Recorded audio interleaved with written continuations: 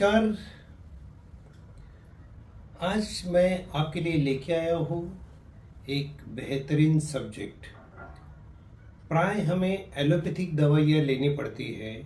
कुछ कुछ ऐसी बीमारियाँ हो जाती है तो हमें कोई चारा नहीं होता है। अर्जेंट में हमें फास्ट रिलीफ के लिए हमें एलोपैथी दवाई लेनी पड़ती है, और अगर ये थोड़े ज़्यादा दिन तक ले ली तो हमें इसके साइड इफ़ेक्ट्स भी हो जाते हैं।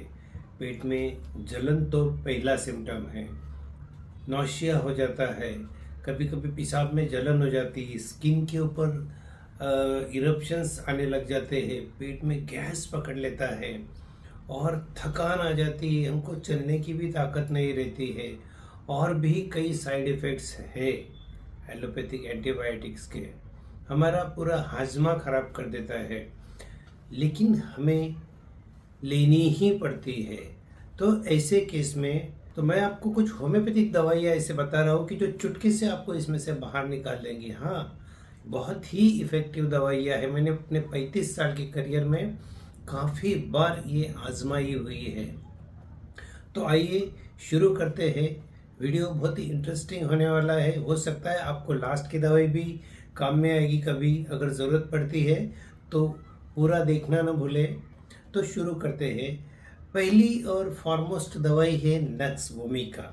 नक्स वोमिका कब यूज़ करना है मैं बताता हूँ। जब आपको पेट में जलन हो रही है, कुछ भी खाने का मन नहीं कर रहा है, जब भी आप कुछ खाने जाते हो आपको नौशिया होता है, उल्टी जैसा लगने लग जाता है और पेट फुला हुआ रहता है, बार बार मोशन जाने के लिए होता है, मतलब लैट्रिन जाने की इच्छा बार बार होती है और हर बार होती भी है। अब पेशेंट जाता है लैट्रिन में, थोड़ी सी होती है और वापस आ जाता है, लेकिन उसका जो पेट में फुलनेस होता है वो कुछ कम नहीं होता है। तो पेशेंट का चिड़चिड़ापन बढ़ जाता है, कोई चीज़ उसे अच्छी नहीं लगती है, थकान तो मानो इतनी कि वो हाथ भी नहीं उठा पाता है। आप नक्स वोमिका 30 4 घंटे से शुरू करिए और देखिए मैजिक की तरह इफेक्ट आएगा। 2 दिन में ही पेशेंट को भूख लगने लगेगी, पेट का हाजमा ठीक हो जाएगा और काफ़ी चीज़ें ठीक हो जाती है। नक्स वोमिका सिर्फ एक ही दवाई नहीं है, लक्षणों के अनुसार और भी दवाइयाँ हैं। आइए देखते हैं अगला मेडिसिन। नेक्स्ट मेडिसिन है चाइना। इसका दूसरा नाम भी है सिंकोना। कभी ऐसा होता है कि पेट पूरा फूल जाता है, एकदम डकारें आती रहती है, डकारें आने के बाद में भी पेट का फूलना कम नहीं होता है, पेट टाइट लगने लग जाता है, भूख लगती है, लेकिन जब आप खाने बैठते हो तो 2 कवे खाने के बाद में ही आपका पेट भर जाता है और इसमें भी काफ़ी थकान लगती है। और ये तो एंटीबायोटिक का इफ़ेक्ट है कि जिससे ये होता है। कभी कभी बीमारी से भी थकान आ जाती है। तो ये दोनों चीज़ों में सिंकोना या फिर चाइना एकदम रामबाण सिद्ध होती है। एकदम फटाफट रिजल्ट, आपकी थकान भी मिटा देगा, आपकी इम्यूनिटी भी बढ़ा देगा और हाजमा भी ठीक हो जाएगा।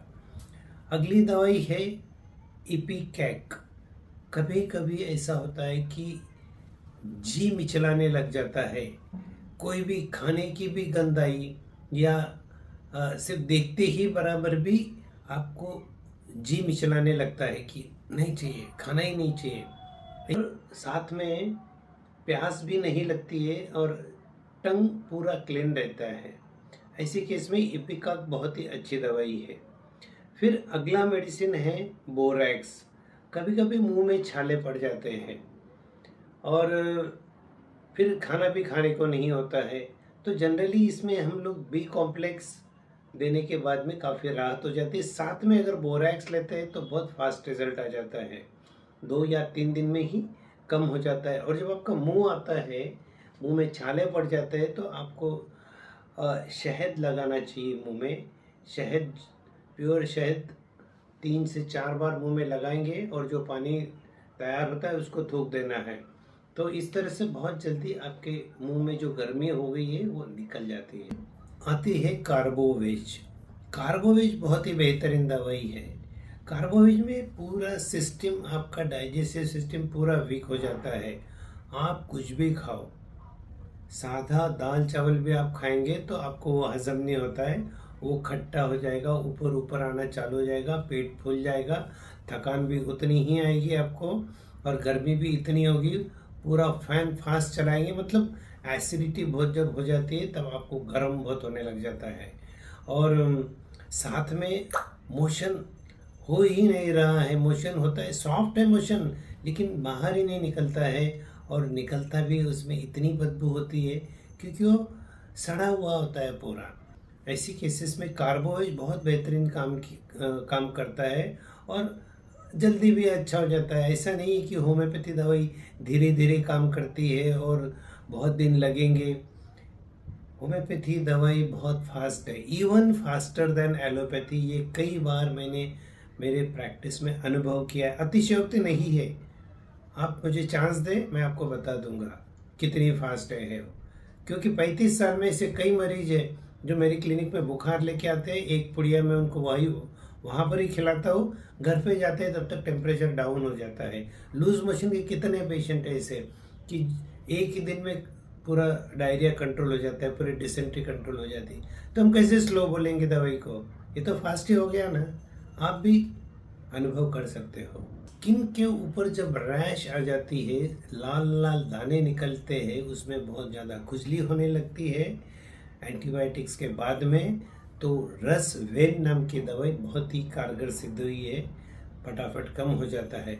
ऐसे केस में आप सेट्रिजिन लेके भी काम चला सकते हो बराबर, लेकिन फिर एक दवा के साइड इफेक्ट मिलाने के लिए दूसरी दवा खा रहे हो, फिर उसका भी साइड इफेक्ट हो सकता है, या आपको वो कई दिन तक खानी भी पड़ सकती है, उससे आपको नींद भी आ सकती है, और रोज़मर्रा के कामों में और आपको डिस्टर्ब भी कर सकती है। इससे तो अच्छा होम्योपैथी रसवेन ले लो, फटाफट ठीक हो जाओ।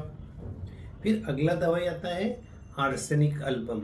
आर्सेनिक एल्बम में बहुत ज़्यादा थकान हो जाती है, बेचैन हो जाता है पेशेंट, मतलब रेस्टलेस, इतनी अंदर घबराहट है, एक जगह बैठ भी नहीं पाते हैं, रेस्टलेस हो जाते हैं, यहाँ से वहाँ से वहाँ घूमते रहते हैं, और इनको ज़्यादा तकलीफ होती है। इनकी जो सिम्टम्स होते हैं वो मिडनाइट और मिड डे में एग्रेवेट होते हैं।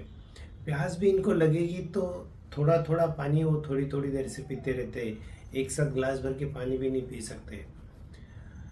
तो इतना ज़्यादा वीकनेस और इतनी ज़्यादा बेचैनी रहेगी तो आर्सेनिक बहुत ही बढ़िया काम करता है। कभी कभी पेशाब में भी जलन हो जाती है एंटीबायोटिक्स लेने के बाद में, या और कोई स्टेरॉइड्स या और भी दवाई लेने के बाद में जब पेशाब में जलन होती है तो दो ही मेडिसिन आती है उसमें, एपिस और कैंथेरिस। कैंथेरिस कब देना है, जब आपको पेशाब के पहले, पेशाब के वक्त, पेशाब के बाद में भी जलन हो, थोड़ी थोड़ी पेशाब हो रही है, हर 2 मिनट में आपको पेशाब को जाना पड़ रहा है, तो कैंथेरिस ले लीजिए। और पेशाब करने के अंत में आपको जलन और सुई गड़ने जैसा दर्द हो रहा है, इतनी ज़्यादा जलन है पेशाब में तो भी आपका पानी पीने का मन नहीं कर रहा है, तब आपको एपिस लेनी चाहिए। देखो, आपको ये थोड़ा थोड़ा सीखना पड़ेगा, होम्योपैथी है, इसमें डिफरेंशिएशन करना ही पड़ता है, तभी जाके दवाइयाँ काम करती है। आप बोलेंगे कि आप हमें बस एक ही मेडिसिन बताओ, हम वो ले लेंगे और ठीक हो जाएगी, तो नहीं होता है। कई बार डायरिया भी हो जाता है एंटीबायोटिक्स के बाद में, वो डायरिया भी एलो 30 और नक्सोमिका 30 दोनों अल्टरनेट करके अगर आप लेते हैं तो बहुत जल्दी कंट्रोल में आ जाता है। डायरिया होने का मेन कारण होता है कि आपके गट बैक्टीरिया भी, मतलब आपके आंतों में जो बैक्टीरिया होते हैं, सूक्ष्म जीवाणु होते हैं, वो भी मर जाते हैं एंटीबायोटिक की वजह से। एंटीबायोटिक तो बुरे बैक्टीरिया को मारता है, ये साथ में अच्छों को भी मार देता है। तो आपको डायरिया होता है, प्लस आपको और भी कई सिम्टम्स आ सकते हैं। तो प्रोबायोटिक, तो प्रोबायोटिक लेने के बाद में फ़ायदा तो होता है, लेकिन साथ में आपको एलो एंड नक्सोमिका भी लेनी चाहिए, तो वो परमानेंट ठीक हो जाता है। कभी कभी आपका इम्यूनिटी कम हो जाता है एंटीबायोटिक्स के बाद में, आपको महीना हो गया, 4 महीना हो गया, आपकी थकान नहीं जा रही है, आप बार बार बीमार पड़ रहे हो, तो सोराइनम, ये नोजोड है, सोराइनम 1 mg का एक ही खुराक लेना है, सिर्फ एक ही खुराक बोल रहा हूँ मैं, वो रिपीट नहीं करना है, नहीं तो उसके भी साइड इफेक्ट हो सकते हैं। तो आशा करता हूँ आपको मेरा वीडियो का जो कंटेंट है वो पसंद आया होगा। अब हमसे जुड़ना मत भूलिए और बेल आइकन का बटन भी दबा दीजिए ताकि मेरे ऐसे ही वीडियो का नोटिफिकेशन भी आपको आते रहेगा। मिलते हैं अगले वीडियो में इसी जगह। तब तक के लिए अलविदा।